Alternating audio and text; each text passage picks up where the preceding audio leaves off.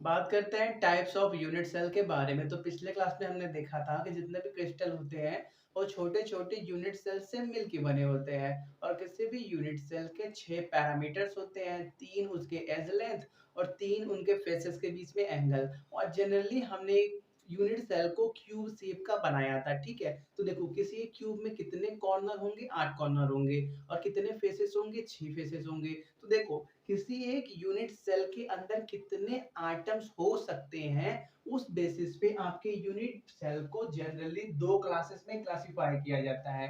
पहले क्लास को बोला जाता है प्रिमिटिव प्रिमिटिव यूनिट सेल और दूसरे को बोला जाता है सेंटर्ड यूनिट सेल, ठीक है। सेंटर्ड प्रिमिटिव में क्या होता है, किसी भी यूनिट सेल के सिर्फ कॉर्नर पे पार्टिकल्स प्रेजेंट होते हैं। पार्टिकल आपका आटम, मॉलिक्यूल, आयन कुछ भी हो सकता है, लेकिन सिर्फ कहाँ पे होंगे, कॉर्नर पे। तो एक आपका यूनिट सेल ये है क्यूबिक शेप का, जिसमें कितने कॉर्नर हैं, 8 कॉर्नर हैं। तो क्या करो, एक एक पार्टिकल्स को इन कॉर्नर्स पे बैठा दो, 1 2 3 4 5 6 7 और 8।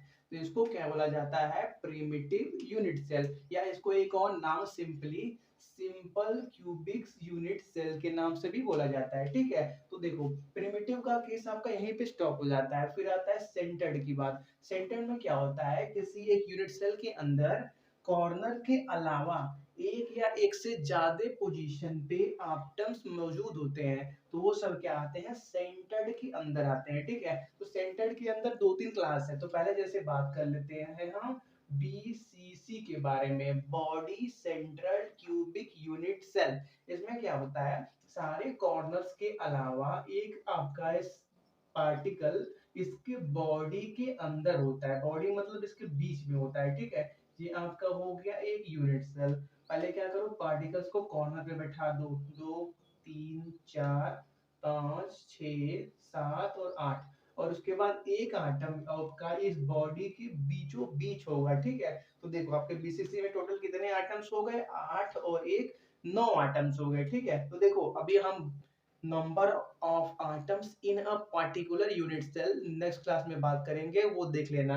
अभी सिर्फ बात चल रही है कि किसी यूनिट सेल में कितना हो सकता है, ठीक है। एग्जैक्ट कैलकुलेशन जो होता है वो नेक्स्ट क्लास में है, ठीक है। क्योंकि देखो कॉर्नर पे है तो इसका कंट्रीब्यूशन इसमें कितना होगा वो सब अफेक्ट करता है, ठीक है। तो ये बात हुई बीसीसी के बारे में। फिर देखो इसके आगे बात करते हैं एफसीसी के बारे में। उसमें क्या होता है, आपके पार्टिकल्स कॉर्नर पे तो होते ही हैं, और क्या होता है उसके, इसको रब कर देते हैं, ठीक है।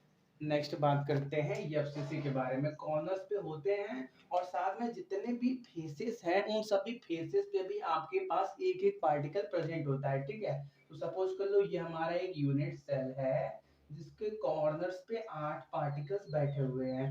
तो आठों पार्टिकल 1 2 3 4 5 6 7 8। और उसके बाद इस क्यूब में कितने फेस हैं, 6 फेस हैं। तो 6 पे एक एक बैठा दो, एक इधर एक इधर, इधर वाले साइड इधर वाले साइड, एक ये ऊपर एक ये नीचे हो गया, और एक ही इधर और एक इधर पीछे, यहाँ पे ये आगे साइड और एक यहाँ पे पीछे साइड। तो हमारे पास यहाँ पे देखो 6 फेसेस पे पार्टिकल्स हैं और 8 कॉर्नर्स पे पार्टिकल्स हैं।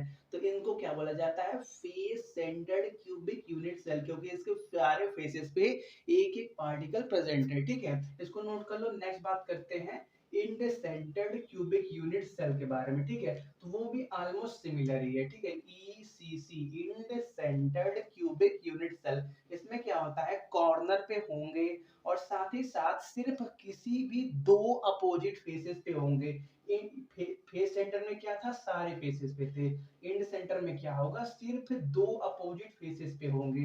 या तो आप ऊपर नीचे रखो, चाहे लेफ्ट राइट चाहे आगे पीछे, किसी भी दो पे रख दो, ठीक है। तो एक पार्टिकल ऊपर रख दो, एक नीचे रख दो। तो ये क्या बन गया end centred cubic unit cell बन गया, ठीक है। फिगर बना लो। यहाँ तक क्लियर हुआ।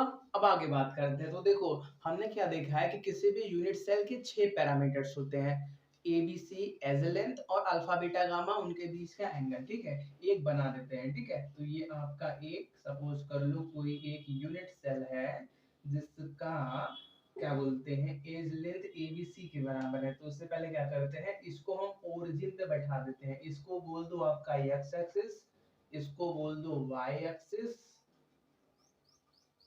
इसको y, और इसको बोल दो z एक्सिस। ठीक है, तो देखो x एक्सिस में जितना इसका लेंथ है उसको a बोलो, यहाँ y वाले को b, z वाले को c बोलो, और ये फेस के बीच में जो एंगल है उसको अल्फा बोलो, ये फेस के बीच में जो एंगल है उसको बीटा बोलो, और क्या ये और ये फेस के बीच में जो एंगल है उसको गामा बोलो। तो देखो जब जब आपका ए बी सी चेंज होता रहेगा और अल्फा बीटा गामा चेंज होता रहेगा, आपके पास अलग अलग शेप बनते रहेंगे। तो ऐसे आप मिलियंस ऑफ स्ट्रक्चर बना सकते हो। कभी इसको 1 मीटर रखो, कभी इसको 1000 मीटर कर दो, बहुत प्रकार के बन सकते हैं। और कभी आप क्या करो, अल्फा बीटा को इक्वल रखो, गामा को डिफरेंट कर दो, कभी अल्फा गामा को सेम रखो, बीटा को डिफरेंट कर दो। तो देखो ऐसे में हर अलग अलग सॉलिड्स की प्रॉपर्टी पढ़ना बहुत ही डिफिकल्ट हो जाएगी, क्योंकि शेप्स हमारे पास अनलिमिटेड बनाए जा सकते हैं।